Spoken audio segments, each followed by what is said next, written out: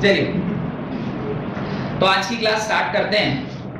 हम लोग इलेक्ट्रिसिटी पढ़ रहे हैं, जिसमें आज हमारा लेक्चर नंबर 10 है और इस लेक्चर के अंदर हम लोग cells in series and parallel वाला कॉन्सेप्ट पढ़ने वाले हैं। तो हेडिंग डालें cells in series and parallel, उसके अंदर सब हेडिंग डालें सेल्स इन सीरीज, उसके अंदर सब हेडिंग डालें सेल्स इन सीरीज। अब देखिए, सेल्स इन सीरीज अगर लगा है तो उसका क्या मतलब और इसका हमें क्या काम आएगा। एक से ज्यादा सेल जब हम लोग सीरीज में लगाते हैं तो क्या होता है, सिर्फ बैटरीज ही नहीं उसमें लगती है, मतलब सेल्स ही नहीं लगती है, सेल्स के साथ साथ उसका अपना इंटरनल रेजिस्टेंस भी होगा। Every cell will have its own internal resistance. तो अभी आप जब एक सेल को वहां लगाए, सपोज E1 वैल्यू का कोई सेल लगाए, तो उसमें जो इंटरनल रेजिस्टेंस है वो R1 हुआ, तो E1 R1, फिर दूसरा सेल लगाया तो उसका E2 R2, फिर तीसरा सेल लगाया तो E3 R3। इस प्रकार से एक सेल को दूसरे सेल के साथ अगर सीरीज में जोड़ें, सीरीज में जोड़ने का क्या मतलब है, सीरीज में जोड़ने का मतलब है कि अगर ये आपका पॉजिटिव टर्मिनल ये नेगेटिव है तो अगला वाला जो सेल है वो वापस से नेगेटिव किससे जुड़ा होगा, अगले वाले के पॉजिटिव से, और फिर उसके बाद वाला। इस प्रकार से जब सेल आपस में जुड़ता है तो उसको क्या बोलते हैं, सीरीज कनेक्शन बोलते हैं। सीरीज कनेक्शन मतलब सेल्स का सीरीज कनेक्शन। सपोज करिए ये E1 वैल्यू वाला है, ये E2 वैल्यू वाला है, ये E3 वैल्यू का है, ये E4, और ऐसे डॉट डॉट डॉट डॉट बहुत सारे लगे हुए हैं टिल EN। इस प्रकार से सेल्स आपस में लगे हुए हैं और every cell will be associated with its internal resistance. क्योंकि जब अभी आपने इंटरनल रेजिस्टेंस का कांसेप्ट पढ़ लिया, तो इंटरनल रेजिस्टेंस चूंकि ऑलरेडी पढ़ चुके हैं, तो उसके बाद जब आप सेल के बारे में पढ़ रहे हैं तो उसमें आपको इंटरनल रेजिस्टेंस क्या करना पड़ेगा, कंसीडर करना ही पड़ेगा। तो every cell will be associated with some or the other internal resistance. तो ये अगर पहले वाला सेल की बात करें तो इसका इंटरनल रेजिस्टेंस क्या होगा, सपोज R1, इसका R2, इसका R3, इसका R4, और इसी प्रकार से लास्ट वाले का Rn। इस केस में आपसे वो पूछता है कि बताइए करंट कितना फ्लो करेगा इन सारे सेल्स की वजह से। यानी मुझे क्या करना चाहिए, इन सेल्स का एक E इक्विवेलेंट निकालना चाहिए, इन सारे सेल्स का E इक्विवेलेंट, कि इन सबको हटाकर इसकी जगह पर हम वो अगर डाल दें तो मेरा काम बन जाएगा। तो मेरा एम होना चाहिए वो E इक्विवेलेंट निकालना। बात समझ में आ रही है, लिखना स्टार्ट करिए। In this combination n cells of EMF E1, E2, E3 dot dot dot dot En, in this combination n identical cells, in this combination n identical cell each of EMF E1, E2, E3 dot dot dot dot En and internal resistance, in this combination n identical, अगर बोला था या नहीं बोला था मेरे को ध्यान नहीं आ रहा, पहली बार में नहीं बोला था सर, दूसरी बार में बोल दिया। आइडेंटिकल एक स्पेशल केस हो जाएगा। अगर आइडेंटिकल बोल देंगे तो आइडेंटिकल का क्या मतलब हो गया, आइडेंटिकल का मतलब हो गया ये जो E1 है ये किसके बराबर है, E2 के, ये E3, ये E4 और ये dot dot dot dot En के बराबर। अगर ऐसा हो जाए तो इसको हम आइडेंटिकल सेल बोलेंगे। And similarly R1 is equal to R2 is equal to R3 is equal to R4 dot dot dot dot is equal to Rn, अगर इसके R के बराबर हो जाएगा तो ये आइडेंटिकल सेल है। लेकिन पहले तो हम जनरल सेल की बात करेंगे, बाद में फिर हम उसको आइडेंटिकल बनाएंगे। तो जनरल सेल के लिए पहले लिख लेते हैं, फिर बाद में उसको आइडेंटिकल करेंगे। लिखिए in this combination n cells each of EMF E1, E2, E3, En dot dot dot dot En and internal resistance R1, R2, R3 dot dot dot dot Rn are connected in series to the external resistance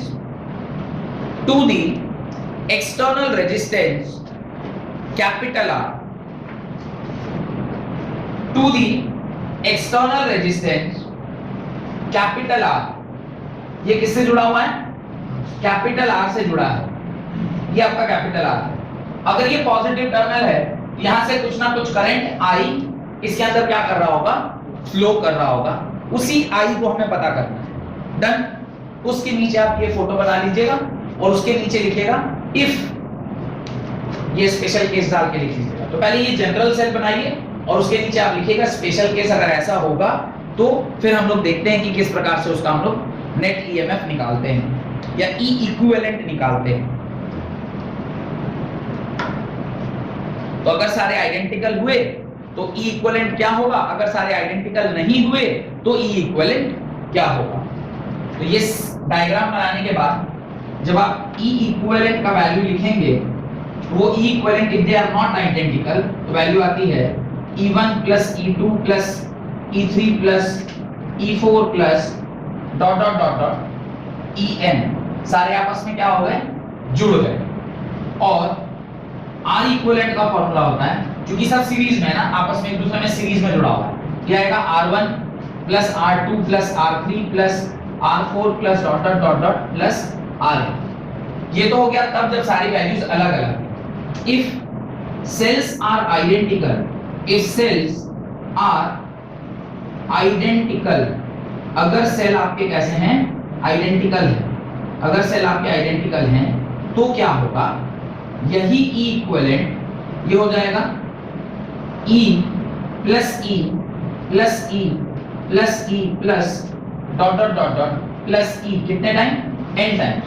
ये कितने times होगा, n times आप लिखेंगे तो आप E equivalent क्या लिखोगे, n times E लिखोगे। सिमिलरली R इक्विवेलेंट जब आप लिख रहे हो तो क्या लिखोगे, R plus R plus R plus R plus dot dot dot dot plus R, कितने टाइम्स, n टाइम्स। तो जब इसके लिए R इक्विवेलेंट लिखेंगे तो क्या हो जाएगा, NR हो जाएगा। ये बात आपको समझ में आनी चाहिए। As these cells are connected in series, इसलिए आप E इक्विवेलेंट क्या लिख रहे हैं, E1 plus E2 plus E3 plus E4 plus dot dot dot dot En लिख रहे हैं। और R इक्विवेलेंट क्या लिख रहे हैं, R1 प्लस R2, क्योंकि सीरीज में है तो R1 plus R2 plus R3 plus R4 dot dot dot dot Rn तक आप लिख रहे हैं। देन यहां तक तो लिख लिया आपने। अब मुझे करंट की वैल्यू देखनी है, ध्यान से देखिए करंट की वैल्यू क्या होगी। करंट जब कभी भी आप लिखेंगे तो लिखेंगे V बाई R। अब जरा ध्यान से देखिएगा V बाई R कैसे लिख रहे हैं, I इज इक्वल टू, यहाँ पर जो इक्विवेलेंट आपके सेल का पोटेंशियल है वो किसके बराबर है, Ne के बराबर है, तो इसे तो आप Ne लिखोगे। पर इक्विवेलेंट रेजिस्टेंस जो लिखेंगे तो क्या NR लिखेंगे, इससे ज्यादा कुछ होगा। ध्यान से देख के बताइए, इस पूरे सर्किट का नेट रेजिस्टेंस कितना होगा, सिर्फ NR होगा, नहीं NR प्लस R होगा। क्यों, क्योंकि ये इंटरनल रेजिस्टेंस, तो ये स्मॉल r होगा और साथ में फिर कैपिटल R, क्योंकि जो R इक्विवेलेंट निकलेगा इन सारे सेल्स का इसके साथ तो वो सीरीज में है, तो ये प्लस दिस वन। तो इस प्रकार से आपका जो करंट का वैल्यू होगा वो क्या होगा, ये वाला फॉर्मूला आपका करंट का वैल्यू होगा। लेकिन स्पेशल केस में, स्पेशल केस क्या है, जब E क्या है, सारे सेम है और R क्या है, सारे सेम है। अगर नहीं हुए तो आप E की जगह पे क्या डालोगे, ये वाला, और R की जगह पे क्या डालोगे, ये वाला। यानी अगर ये आइडेंटिकल नहीं हुआ तो आपका I का वैल्यू क्या होगा, I का वैल्यू होगा n टाइम्स, तो n टाइम्स तो नहीं होगा, फिर आप यहाँ क्या लिखोगे, E equivalent by n into R equivalent plus R। और ये E इक्विवेलेंट और R इक्विवेलेंट कहां से उठाएंगे, E इक्विवेलेंट यहां से उठाएंगे और R इक्विवेलेंट यहां से उठाएंगे, ये यहां रिप्लेस हो जाएगा और ये यहां रिप्लेस हो जाएगा। अगर ये आइडेंटिकल नहीं है, और अगर आइडेंटिकल है तो फिर ये ऊपर वाला फॉर्मूला आपको काम में आएगा। सेंस बन रहा है, इसको आप अपनी कॉपी में लिख लीजिए। डन। ये n क्या है, ये सारा चीज जो लिखा है उसको लिख लीजिए। फॉर्मूला लिखने के बाद लिखिएगा n is number of cells, n is number of cells, small r is internal resistance, n is number of cells, small r is internal resistance, capital R is external resistance, capital R is external resistance, capital E is EMF of the cell, capital E is EMF of the cell, and I is equal to current flowing in the circuit. I is equal to current flowing in the circuit. अब इसके अंदर हम लोग दो special case पढ़ेंगे, इसके अंदर दो स्पेशल केस पढ़ेंगे। अगर ये सारा लिख लिया है तो थोड़ा सा ये वाला पार्ट मिटा दूंगा, सर्किट वाला पार्ट, ठीक है। फॉर्मूला रहने देता हूँ, सिर्फ सर्किट मिटा रहा हूँ ताकि थोड़ी सी जगह मिल जाए मुझे और मैं जो आगे पढ़ाना चाहता हूँ उसे पढ़ा सकूँ। अब जरा ध्यान से देखिए, आपको कह रहा है कि अगर केस 1 में अच्छे से देखिएगा। केस 1 कह रहा है इफ, पहला केस है इफ आर जो है वो बहुत छोटा हो एनआर से। कैन बी अ केस कि सारे इंटरनल रेजिस्टेंस का जो सम है आर इक्विवेलेंट वो बहुत बड़ा हो जाए external resistance. Possibility is there. अगर ऐसा हुआ तो करंट कितना फ्लो करेगा सर्किट में? अगर ऐसा हुआ तो I is equal to NE by NR plus R में आप R को क्या कर दोगे? नेग्लेक्ट कर दोगे। अगर आप इसे नेग्लेक्ट करोगे तो ये NE बाई NR होगा और NN cancel, I is equal to capital E by R की वैल्यू आपको मिल जाएगी। ये आपका क्या हो जाएगा? Current flowing in the circuit when external resistance is very small, बहुत छोटा, then internal resistance n times r summation of all the. तो ये केस 1 है, इसको आप पहले केस में लिख दें, ठीक है? केस 1। सेकंड केस क्या हो सकता है? सेकंड केस हो सकता है जहां पर, अच्छा ये वाला लिख लिए थे ना आप लोग, ये I is equal to E equivalent by R equivalent होता है और E इक्विवेलेंट और R इक्विवेलेंट की वैल्यू क्या होगी? ये वाला लिख लिया ना फॉर्मूला, क्योंकि जरूरी नहीं कि हर बार हम लोग सेम ही टाइप का सेल ले। हो सकता है ना 1.5 का 2 ले लिए, फिर 3 का 2 ले लिए, फिर एक 5 वोल्ट का ले लिए, कुछ भी ले सकते हैं। तो उस टाइम जब अलग-अलग सेल्स होंगे तो यही वाला फॉर्मूला रहेगा।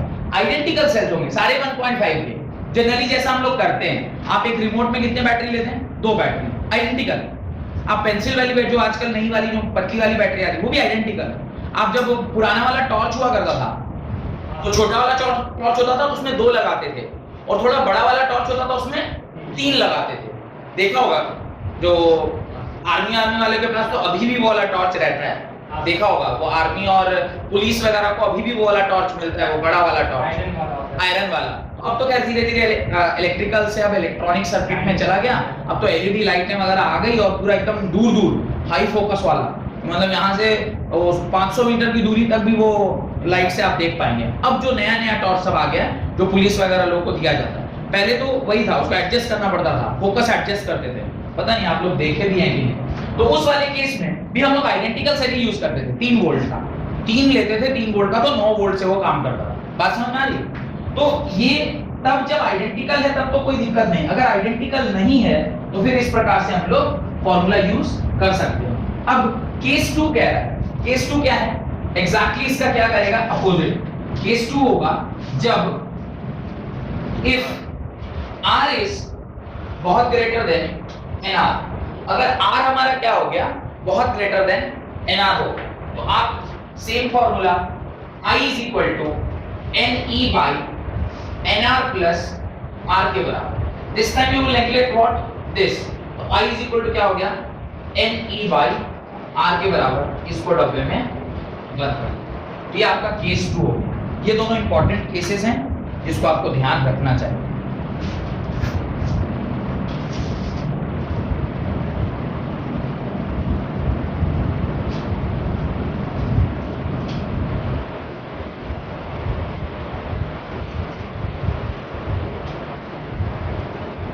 लिख दी। पहले वाले केस के सामने आप ये 2 केस हमने सॉल्व कर लिया।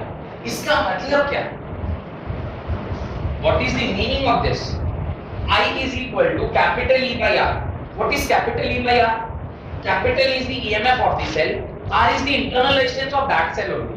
यानी सिंगल सेल जितनी करंट को ड्रॉ कर रहा है वही पूरा का पूरा जो सीरीज ऑफ सेल है वो उसको ड्रॉ करेगा। तो इसके बगल में एक लाइन ऐड करिए, current due to a single cell. ये क्या है? This is current due to a single cell. ये current due to a single cell, single cell. ये वाला जो केस है यहां पे जो कैपिटल E बाई R है, ये क्या चीज है? कैपिटल E बाई R को हम क्या बोलेंगे? EMF of the cell divided by what? External resistance. उसके बगल में लिखिए n times the current due to, n times the current due to single cell. Capital E by R is the value of current. उसको आप n times क्या कर रहे हैं? Multiply कर रहे हैं। So this is n times the current due to single cell. The current due to single cell की वजह से जो करंट ड्रॉ हो रहा है वो आपने यहाँ पे लिखा है। अब मुझे बताइए इस केस में मुझे ज्यादा करंट मिल रहा है या इस केस में मुझे ज्यादा करंट मिल रहा है? नीचे वाले केस में, बिकॉज उसको हम जितना सेल लगाएंगे उसको हम n टाइम से क्या कर देंगे, मल्टीप्लाई कर देंगे। तो नोट डाल के इस बात को लिखिए, the maximum current can be drawn, the maximum current can be drawn, the maximum current can be drawn from the series combination of cells. Maximum current can be drawn from the series combination of cell if the value of external resistance, if the value of external resistance is very high as compared to the total internal resistance of the cell. The value of external resistance is very high as compared to the total internal resistance of the cell. Total internal resistance of the cell से बड़ा अगर आपका R external हो गया तो maximum current मिलेगा। मैंने कौन से केस के बारे में डिस्क्रिप्शन दिया है अभी? If R is बहुत बड़ा then NR. External resistance is very high as compared to the internal resistance. उसी केस में आपको करंट क्या मिल रहा है? मैक्सिमम मिल रहा है। ये चीज आपको क्या रखना है? ध्यान रखना। सेकंड लिखें, cells in parallel, cells in parallel. अब सेल्स को आप कैसे जोड़ रहे हैं? पैरेलल में जोड़ रहे हैं। तो ये वाला टॉपिक सीरीज वाला मेरे ख्याल से आपको समझ में आ गया होगा। इस सीरीज में किस प्रकार से सेल्स को जोड़ते हैं और उसका फॉर्मूला हम लोग किस तरीके से बनाए हैं। फॉर्मूला याद रखिएगा, क्या है formula? I is equal to NE by NR plus capital R। ये फॉर्मूला आपको ध्यान रखना है। नया हेडिंग डाल रहे हैं, सेल्स इन पैरेलल। अब देखिए पैरेलल में जब आप सेल्स को जोड़ रहे हैं किस प्रकार से जोड़ते हैं? ये बैटरी जो है वो इस प्रकार से जुड़ेंगे उसमें और ऐसे आप जोड़ते चले जाएंगे EN तक, और ठीक इसी तरीके से इस तरफ की सारी बैटरीज ऐसे जुड़ती चली जाएगी और इसको हम लोग किससे जोड़ देंगे? एक एक्सटर्नल रेजिस्टेंस से जोड़ देंगे। तो यहाँ पे इसकी वैल्यू होगी E1 और इसका रेजिस्टेंस होगा R1, इसकी वैल्यू होगी E2, इसका रेजिस्टेंस होगा R2, all the plus sign on the same side and all the negative science on the same side. इसको हम लोग इस प्रकार से जोड़ते हैं और जब ऐसा होगा तो करंट यहाँ से फ्लो करेगा। This is the external resistance R और इसको हम लोग E3 R3 और जो लास्ट वाला है इसको EN RN के नाम से जानेंगे। तो दिस इज द सर्किट जो आपको ड्रॉ करना चाहिए। उससे पहले आपको लिखना चाहिए कि सेल किस प्रकार से जुड़ता है। In this combination n cells of EMF E1, E2, E3, E4 ... En. In this combination, cells of EMF E1, E2, E3, E4 ... En and internal resistance R1, R2, R3 ... Rn are connected in parallel with the external resistance R, with the external resistance R, with the external resistance R। ठीक है? तो अगर मैं इसकी बात करूं तो यहां पे E1, E2, E3, E4, En अगर मैं इसको ठीक से यहां पर लिखूं तो आपको क्या लगता है कि ये बराबर होना चाहिए या नहीं होना चाहिए? क्या आपको लगता है कि नहीं बराबर हो भी सकता है और नहीं भी हो सकता है? क्या लगता है आपको, बराबर होना चाहिए या नहीं होना चाहिए? या ऐसे करेंगे नहीं, जब मन करे तो बराबर भी लगा सकते हैं तो नहीं भी बराबर लगा सकते हैं। अब आप सोचिए, जब बराबर लगा भी सकते हैं नहीं भी लगा सकते, ये वाला सही है? नहीं, बराबर ही लगाना पड़ेगा, ये वाला सही है। सोच के बताइए। In parallel voltage remains constant, पढ़ाए थे आप जिस दिन सीरीज और कॉम्बिनेशन पढ़ाया था। पैरेलल में जब कभी भी आप लगाएंगे आपको जो उसका वोल्टेज है वो ऑलवेज कांस्टेंट रखना ही पड़ेगा, और इस आपको नेट इक्विवेलेंट कुछ ज्यादा या कोई पर्टिकुलर वैल्यू मिल नहीं पाएगी। तो इस प्रकार से आपको इन सारी वैल्यूज को क्या लेना पड़ेगा, कैपिटल ई ही लेना पड़ेगा। बात समझ में आ गई।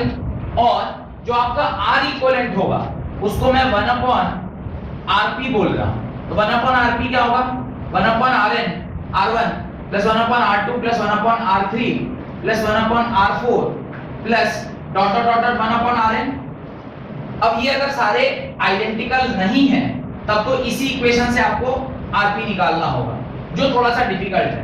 लेकिन इफ ऐसा बोल दे कि नहीं rn is equal to r2 is equal to r3 is equal to r4 is equal to dot dot dot is equal to rn is equal to r है, तो आप क्या लिखोगे, 1/rp is equal to 1/r plus 1/r plus 1/r plus dot dot dot dot 1/r। जिस दिन मैंने आपको series parallel पढ़ाया था उस दिन मैंने आपसे बताया होगा कि जब इस तरह का होता है तो क्या हो जाता है, n टाइम्स r या n डिवाइडेड बाय r हो जाएगा, क्योंकि r एलसीएम होगा और 1 + 1 कितनी टाइम्स, n टाइम्स लिखेंगे आप, n टाइम्स लिखेंगे तो ये ऊपर में सिर्फ n आ जाएगा, तो ये n/r हो जाएगा। तो यहां से जब आप rp निकालोगे तो क्या होगा, r/n।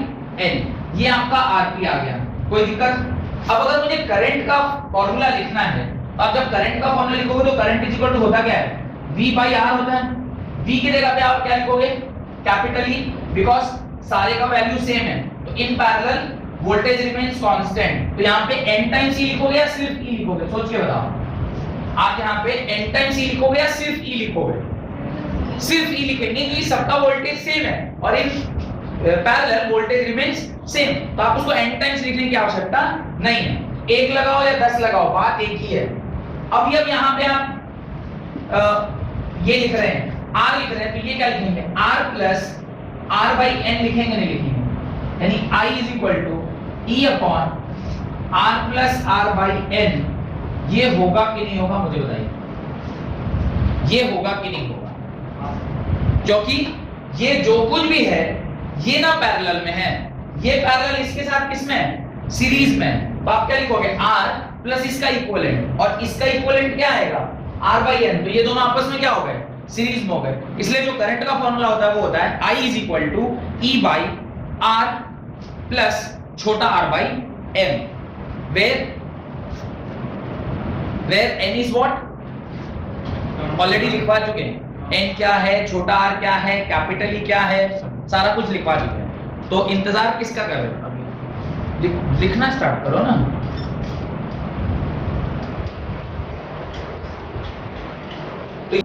क्या, तो अगर आपने यहां तक लिख लिया है तो इसके नीचे एक नोट डालें और नोट में लिखें, in parallel combination of identical cells, in parallel combination of identical cells, the effective EMF in this circuit, in parallel combination of identical cells, the effective EMF in this circuit is equal to EMF due to a single cell. The effective EMF in the circuit is equal to the EMF due to a single cell. ये जो इन्होंने doubt पूछा ना कि ये sir आपने Ne की जगह पे डायरेक्टली E क्यों रख दिया है, वो इसलिए रखा है क्योंकि आगे लिखिए, because in this combination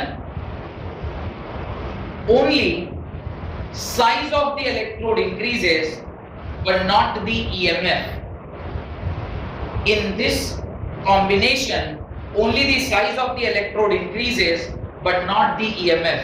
मतलब जब आप इस तरीके से पैरेलल में बहुत सारे EMFs लगा रहे हैं तो सिर्फ साइज ऑफ द इलेक्ट्रोड बढ़ रहा है, साइज ऑफ इलेक्ट्रोड बढ़ेगा तो करस्पॉन्डिंगली जो करंट की वैल्यू है वो चेंज कर जाएगी, लेकिन the value of E is not going to change. E की वैल्यू यानी EMF of the cell is not going to change. तो इसी बात को वहां पर लिखना था। उसके नीचे आप केस डाल के लिखें, मैंने जैसे पिछले बार 2 केस बनाया था तो उसके लिए ये डायग्राम मैं मिटा रहा हूं ताकि केसेस आप समझ सकें। फॉर्मूला बोर्ड पर है करंट का फॉर्मूला। केस नंबर 1 लिखें, इफ R इज बहुत बड़ा देन R/n, इफ केस 1 पहला केस है आपका, if capital R is greater than R/n, अगर आपका कैपिटल R बाई एन से बड़ा हो जाएगा तो आप क्या करेंगे, I is equal to E upon R plus R by n, this quantity will be neglected और ये किसके बराबर हो जाएगा, E बाई R, यानी जो आपका करंट है वो E बाई R के बराबर हो जाएगा। And E by R is what, current drawn by single cell.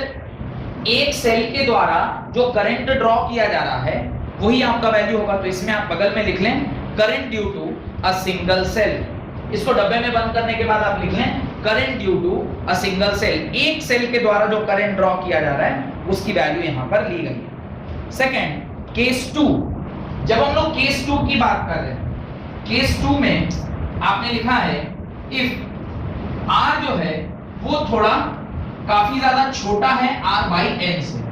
अगर ऐसा होगा तो I is equal to formula लिखा हुआ है this R by n by R, R plus n by R। Now this is smaller, यानी this quantity will be neglected. अगर ऐसा नेग्लेक्ट होगा तो ये क्या हो जाएगा, यहाँ कुछ गड़बड़ लिख गया, R बाई एन होगा, सॉरी, ये होगा R बाई एन, ये हो जाएगा R बाई एन और इसको आप लिखोगे तो लिखोगे एन ई बाई R। तो कैपिटल I is equal to n E by R और ये आपका फॉर्मूला हो गया। This is what, this is EMF by internal resistance और उसका n टाइम्स, यानी current EMF of one cell को मल्टीप्लाई कर दिया आपने कितने से, n टाइम्स से, और ये EMF of one cell by R is what, current drawn by single cell. तो लिखिए n टाइम्स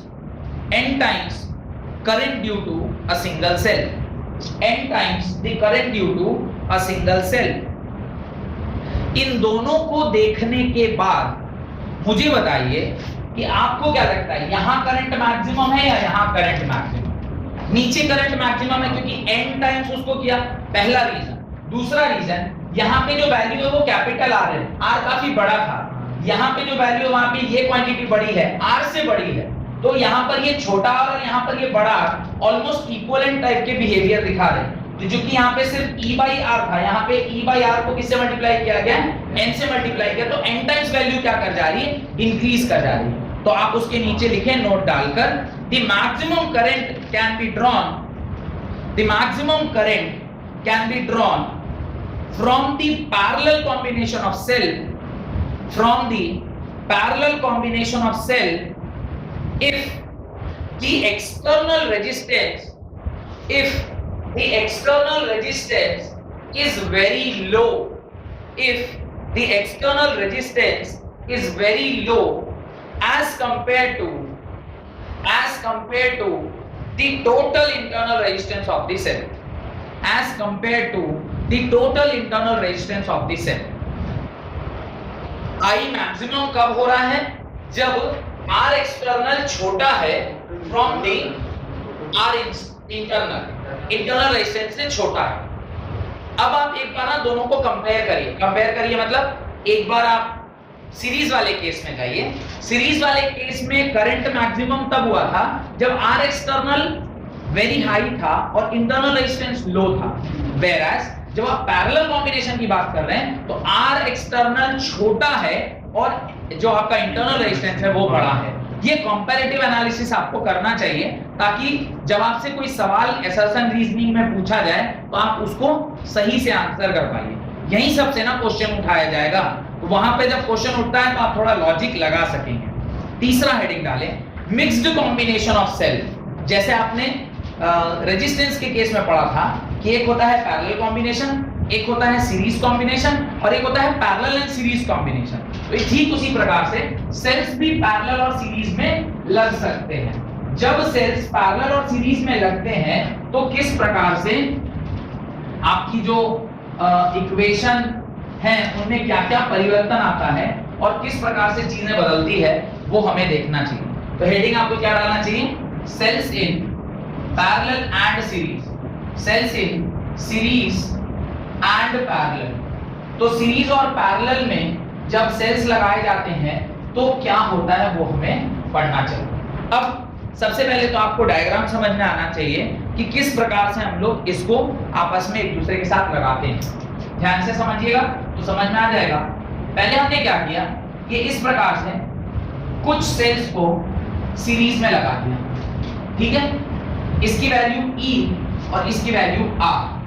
सब आइडेंटिकल सेल ही लगा है, क्योंकि एक तो पहले ही कॉम्प्लेक्स बना दिया कि बहुत सारे सीरीज में और बहुत सारे पैरेलल में, तो थोड़ा कॉम्प्लेक्स ऑलरेडी हो गया, तो इसमें फिर वैल्यू हम चेंज नहीं कर रहे, इसको डायरेक्टली इसी प्रकार से लिख रहे हैं। ये हो जाएगा en, rn।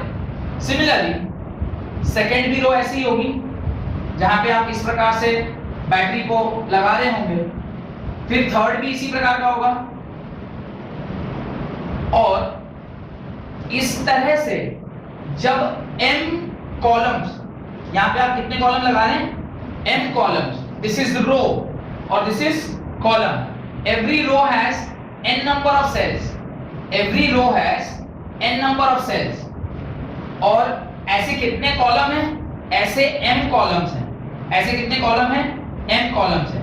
ये बात समझ में आई नहीं आई कि इस प्रकार से जब आप, जरूरी नहीं है कि ऐसा ही हो, पर क्या पता क्वेश्चन में तो कुछ भी आ सकता है ना, हो सकता है यहां पर 2 दे दे और उसके नीचे 1 दे दे, तो इन दोनों को फिर सीरीज में सॉल्व करना होगा, फिर वो जो आएगा उसके साथ नीचे वाले को पैरेलल में। तो आप तो जनरल एक केस देख रहे हैं जहां पे इस तरफ कितने सेल, इस तरफ कितने हैं, वो हैं m कॉलम्स हैं, ये टोटल m है, e, r, e, r, e, r dot dot dot en, rn, en, rn। तो ये आपको सबसे पहले अपनी कॉपी में बनाना चाहिए, लेकिन उसको बनाने से पहले जो मैं लिखवा रहा हूं उसको लिख लीजिएगा, राइट।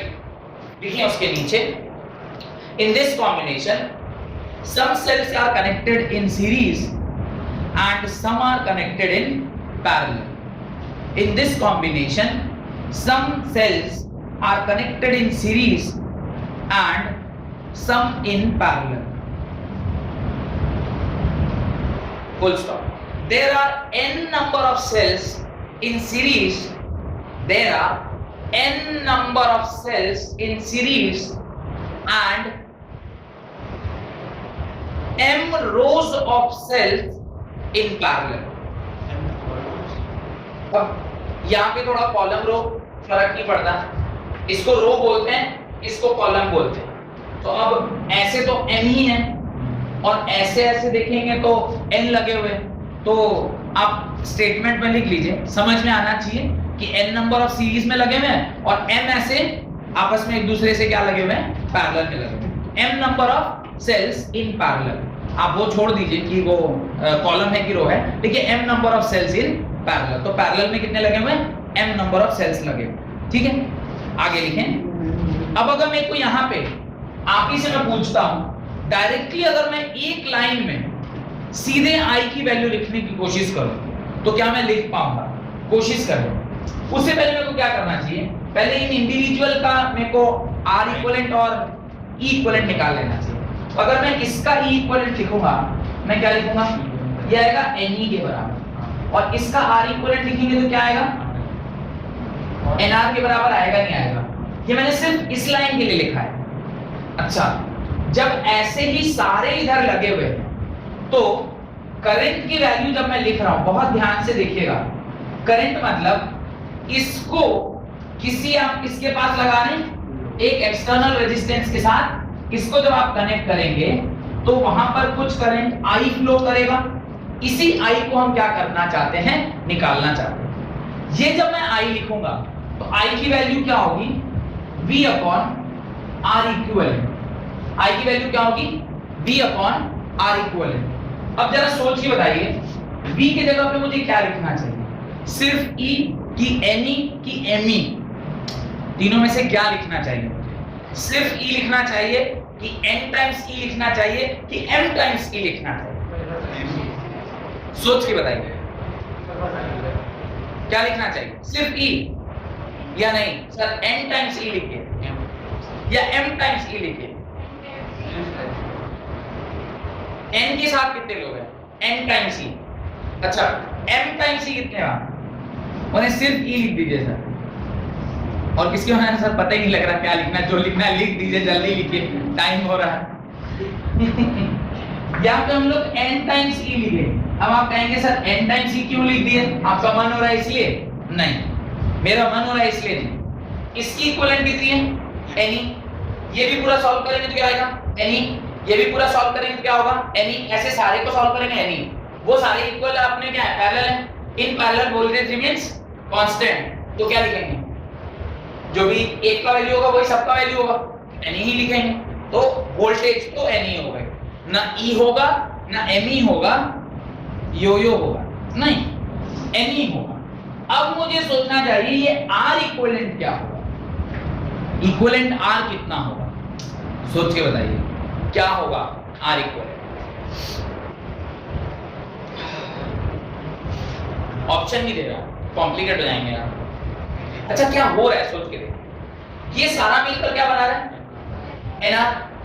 ऐसे एनआर कितनी बार लगेंगे, यानी 1 upon RP is equal to 1 upon NR plus 1 upon NR plus 1 upon NR plus dot dot dot dot 1 upon NR कितने टाइम्स, m टाइम्स।